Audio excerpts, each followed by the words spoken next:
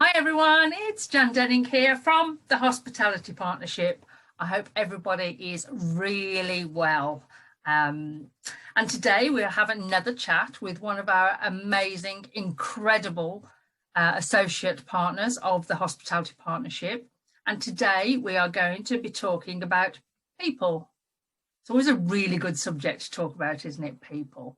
And we have an expert that will make sure that you have the right people doing the right jobs, doing the right responsibilities, they're in the right place, they are motivated, inspired, enjoying themselves, so then they are more productive for you. That sounds pretty incredible, isn't it? So all of that really comes under the umbrella of HR. And maybe you think the same as me, that isn't HR just about recruiting people, getting the contracts out, making sure that your business is all legal and above board and that you've ticked all the employee boxes? Isn't that just what HR is? Perhaps now we should move over to Susan Arslan, that is our specialist in this area, who can tell us a little bit more about, isn't this what HR is? So, Susan, hi. Hi, Jan. Lovely to be here. Great to be on board. Thank you for that. Thank you for that introduction. You've made HR sound very sexy and exciting, which is great.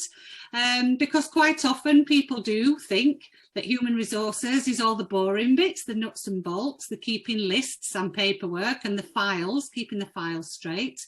But I'm here to tell you today that HR is more than that, because to do it well and to really get the best out of your people, as you've just described, it's really about making sure we invest in our people and we're proactive in our management strategies to ensure that we're really supporting people to get them engaged, to release that extra discretionary effort, that extra 10% that everybody's prepared to give if they're really on board with their organisation and feeling good about themselves at work.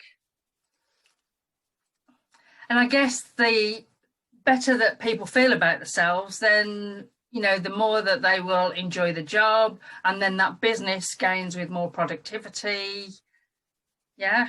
Yeah, that's definitely right. I mean, I look at an important part of how we think about human resources beyond recruiting people well, as you've said, which is important to get your specifications right, to really think carefully about the job that you're wanting people to do, to make sure you're actually getting the right person in the right peg hole, as you said in your introduction. But once we've got the person, quite often our responsibility as leaders and management, we often think that's it.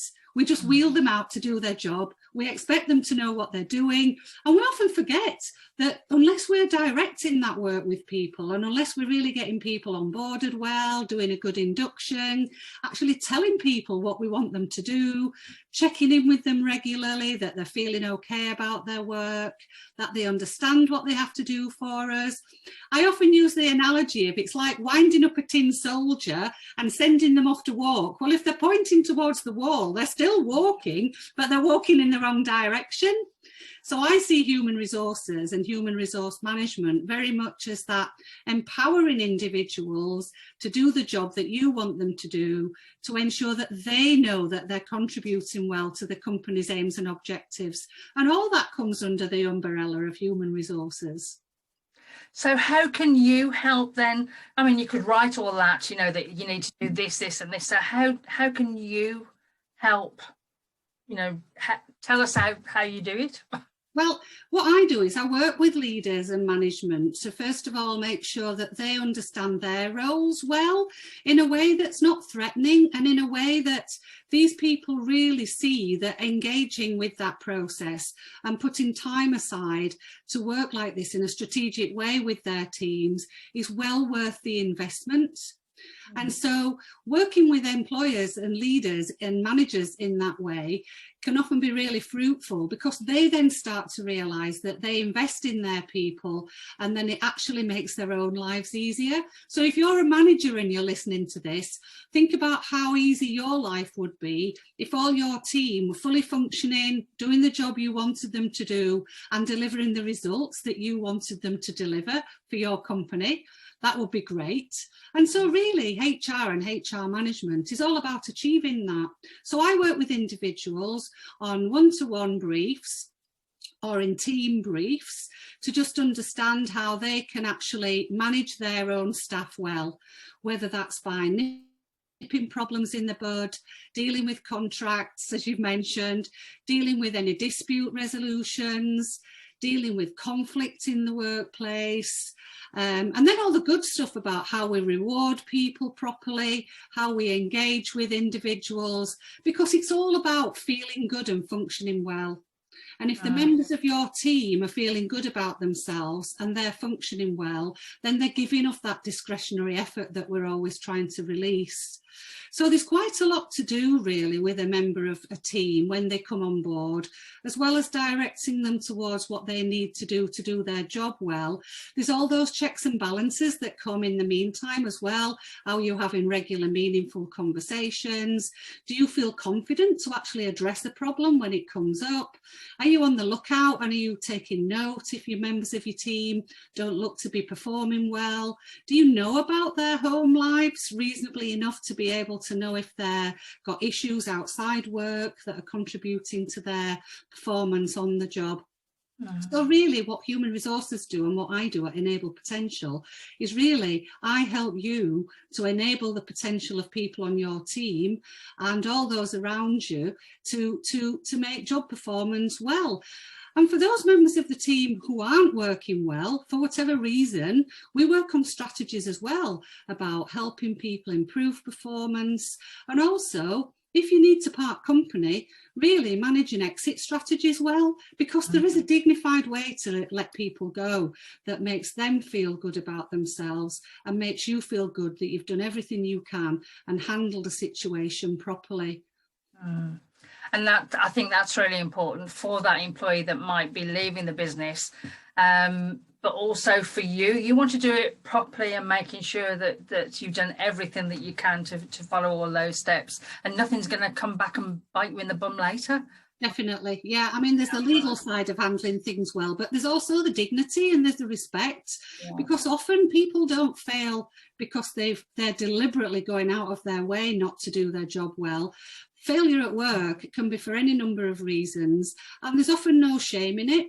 And in my experience, the individuals that I've worked with on their exit strategies, who've actually come to me and said, I'm not happy at work, we've done coaching, we've done mentoring, and they've decided through that process that really the best thing for them is to leave that employer, then there's a way for them to do that in a dignified way, that after they've gone through the hurdle of exiting an organisation, they feel actually more rewarded and better about themselves and in a better position mentally and psychologically to actually springboard onto their next challenge. And if you revisit people several months after they've left a difficult role in a job, you'll see that they'll say, it's the best thing I ever did. And it's getting managers and leaders and individuals to realise that at the time that they're in the bad situation, the spiral where it's not going well, to help enable them see that there is life after this job, there is life after this organisation, and to really enable people's potential to springboard into their next project. Yeah, that's absolutely right, isn't it? I'm a great believer in that things happen for a reason. So Definitely. as one door does close, it's closed so that you can take this other opportunity.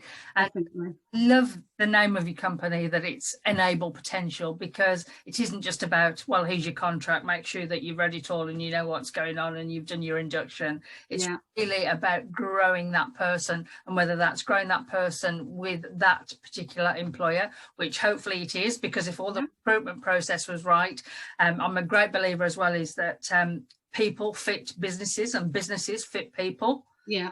You know, I know I've worked for one company, and a great company. This was years and years and years ago. And I hated it and I couldn't fit in, and I didn't know why, because I've always got on with all my colleagues, and it was just awful. And it was just square peg, round hole. Yeah.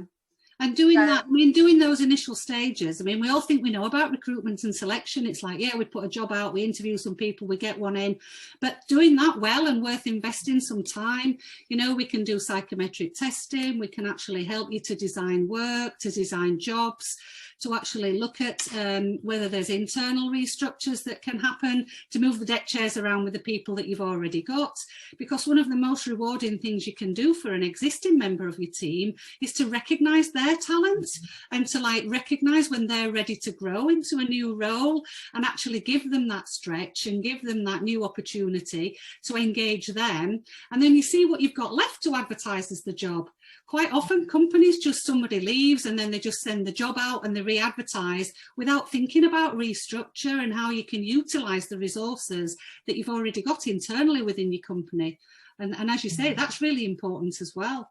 Yeah, and that leads me nicely on then to, because this is all about people, that you are a qualified psychotherapy coach too. I am, yeah. Help in your in the role, and what does that offer any businesses that you work with? Well, being a psychotherapist as well as a coach means that I've got 360-degree offer, as it were.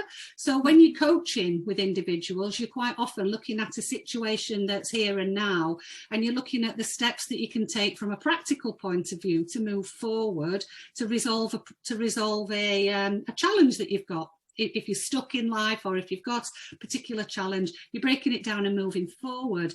But being a psychotherapist as well, it means that with certain clients, and with their permission, of course, we can actually take some step backwards and we can look at the reason for why you might be getting stuck. If there are patterns in your life that mean that you find yourself in a familiar place, like I don't get on with people at work, I just don't feel as though I'm functioning well, we can actually look back and we can undo some of the limiting beliefs that people have, and I can have a look at what's happened in your life in the past to cause those blockages.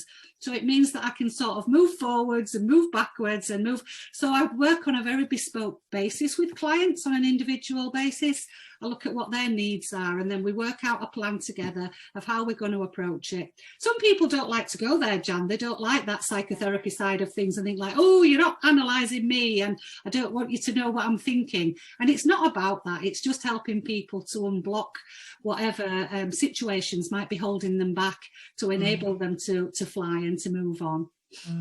And I think that that qualification that you have is a great benefit. It's a great benefit for that employee. I'd love it. I love anything like that anyway. But it also is good for the employer because it shows them as a caring employer, for one thing. Definitely. Looking at the commercials of it, and I know that psychotherapy isn't all about commercials, but it will, once you like drill down into that employee that's struggling at that moment, they could be the best, most happy employee after this process. So then the employer has saved on more recruitment costs, going through inductions, going through more training, and has this brilliant, capable person. So it's well worth that, isn't it? And I think that's a unique string to your bow. I mean, yeah, there aren't many people. HR managers and that. Yeah, there aren't many people do what I do. Who have got like the therapy side of it as well.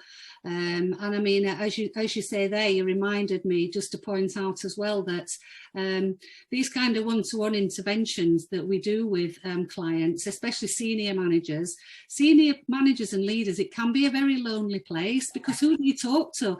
You feel like you've got that what we call the imposter syndrome. I don't know if you've heard of that, where people think like, I'm in this job, I'm supposed to know exactly what I'm doing.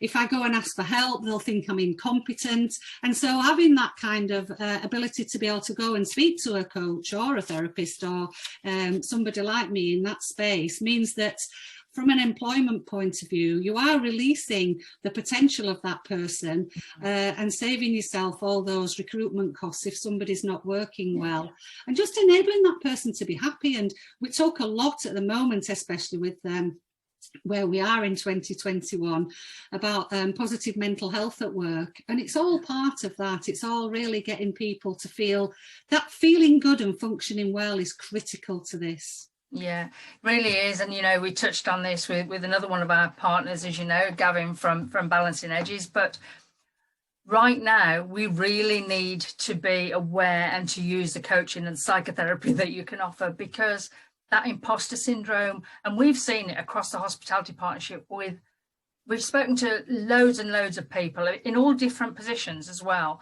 And you think, oh, because they're like this senior manager, they're going to be okay because they know everything. And we've spoken to loads that have struggled, and we within the hospitality partnership have all struggled at some time or other. Yeah. That and I know from the work that I've done with the partnership already that there is a real need out there for senior leaders to want to have someone independent to talk to, and somebody who can like hold the process with them and let them realise that they're not on their own, and it's really natural. I mean, in some cultures, people can't move without having a coach or a therapist. We're not like that in the UK, but I would like to think we could get a little bit closer to it, that there's no shame in having support. It really is there to help you to bring your best you, you know, to be your best you, because quite often people don't realise what they're capable of until they've got someone to support that actually gives them that confidence and that permission to be who they want to be. It's very powerful. Yeah, and also it's about, we can't all be experts on everything.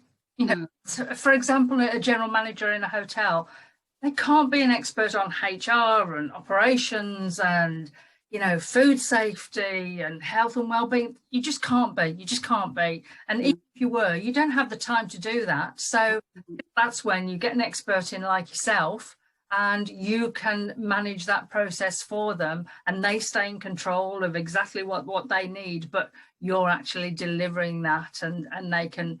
Definitely, and that's really important, and I'm glad you've mentioned that, Jan, because this isn't about me coming in and taking over and saying, right, you need to do this, you need to do that, and do that, and making people feel like, oh my word, you know, I've now ended up with a lot more jobs to do than I had before.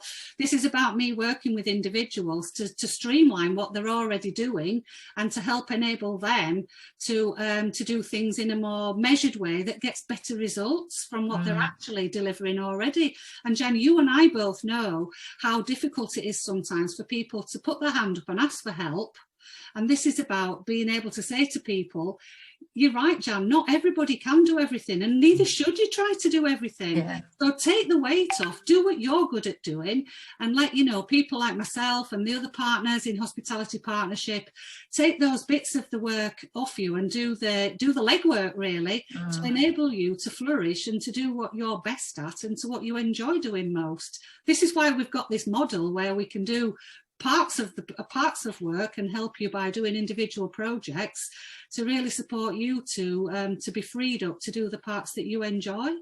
Yeah, it's I mean, it's so flexible. So you just become that business's HR department, and whether that's for, you know, if it's a smaller company, they might only need you one day a week or 2 days a month even, to make sure that you know, all the systems and processes and policies are all in place. And that's the beauty of it, isn't it? They've got an expert, but they're only paying for the expertise as and when they need it, and that they can just relax that it's all done, and their teams and the senior managers and themselves are all being looked after and looked out for as well. So we can do that. We can do the HR responsibilities, as you say, for like 1 day a week, might be 2 days a month, or we can do individual projects where you might just want someone to come in and help you recruit maybe to a more senior position, that you want some psychometric tests, you want to know where's the best place to look for your candidates, to help with screening, to help with interviewing, because people often don't realise that interviewing is a real skill to be able to really drill down and get the best out of the person that's in front of you, so that you know you've got, as best you can, you've got the best person for the job when they come in, and then just maybe some help with a plan of action for how you bring them on board with their induction, and then how you get that person up and running, and then your regular reviews, and just how to go about it, so we can help you do all that and save you the time of thinking it through yourselves and planning it out yourselves. Yeah, and it's great to have that interview advice as well, because it's so important that it's fair. You know, it can't be just, oh, well, I really like that one, she was really chatty. You know, you've got to be able to mark this fairly, so if ever you're questioned or you're audited, you can actually say that person got the job because this was how the interview was weighted, and this is as a result of it. And that is key in this day and age. You need to be able to to really show that you've done it all properly and fairly. And people are very much more willing to come forward and complain about interviews and say, I don't think I was treated fairly. And they'll take something that happened as part of the process and say, you know, that to me suggests that you had it against me from the word go, or something like that. And you'd be surprised, John, about how many companies do recruitment processes without any criteria, and they're left wide open. So, you know, and to us, it's like total common sense. And so we can help you and support all that because we've got experience in being able to know how to handle these processes and to make it easier for you, to keep you safe. And to make it something enjoyable, so that at the end of the day you can actually enjoy bringing somebody new on board rather than dreading it and seeing it as a drain on your time and your resource. Yeah. And then, of course, like with your help, you've got the right people, so you won't have to keep going through it time and time again anyway, will you? Exactly. Develop them while they're there. Yeah, exactly. That's the game plan, and that's the goal for me when I work with a client, is to, you know, get it right first time, because the amount of money that you waste bringing the wrong person into the job, the amount of time you've got to give to allow them to try and succeed first of all, and then if you end up paying them off or you end up in a costly tribunal case, you do not want to go there. So getting that recruitment job right first time is very important. Both for the legal side of things, the time-saving side of things, and so that that individual can be effective as soon as possibly can be, and they're contributing to your bottom line. Yeah, absolutely. And you know, the same as all of the hospitality partnership, I guess your perfect client is individuals, or it can be small independent groups of hotels or restaurants or wherever that might be. Yeah. I mean, I'm quite happy to work with. We've got some, as you know, we've got certain groups that work in consortia, and I'm quite happy, you know, for a group of people to come together who want to improve their skills around this.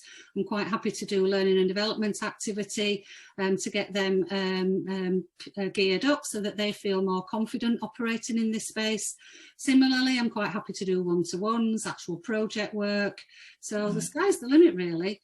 Yeah, and I know the answer to this, but I'll ask you just so that all the viewers can hear you as well. Would you be happy just to have a conversation with somebody and just an exploratory chat to see if what you can offer fits them, and is there any charge? Yeah, I'd be more than happy to have an exploratory conversation. Just bring a project, ask me what we would do, whether it's feasible or not, whether there is something that we could help with, and I'm quite happy to do exploratory conversations without charging for that. I see that as part of a project manager's responsibility anyway, so more than happy to have a chat with people. Absolutely, and that we always encourage that anyway. I mean, what have you got to lose by a conversation? But you know, you've certainly got a lot to gain, and we encourage everybody to speak to myself and all of our partners just to find out, because you could gain so much. We know that how much you can gain. Yeah. Then Susan, so enable potential. Love the name because it's absolutely about enabling potential. We'll close it there. I know there's so much that we could talk about. It's always a challenge to get this into like 15-20 minutes maximum. But yes, so Susan Arslan is our HR, and I'm using HR just because that's what everybody knows, but it's so much more. So we'll close that there. Thank you so much, Susan. And thank you for the opportunity, Jan. Thank you.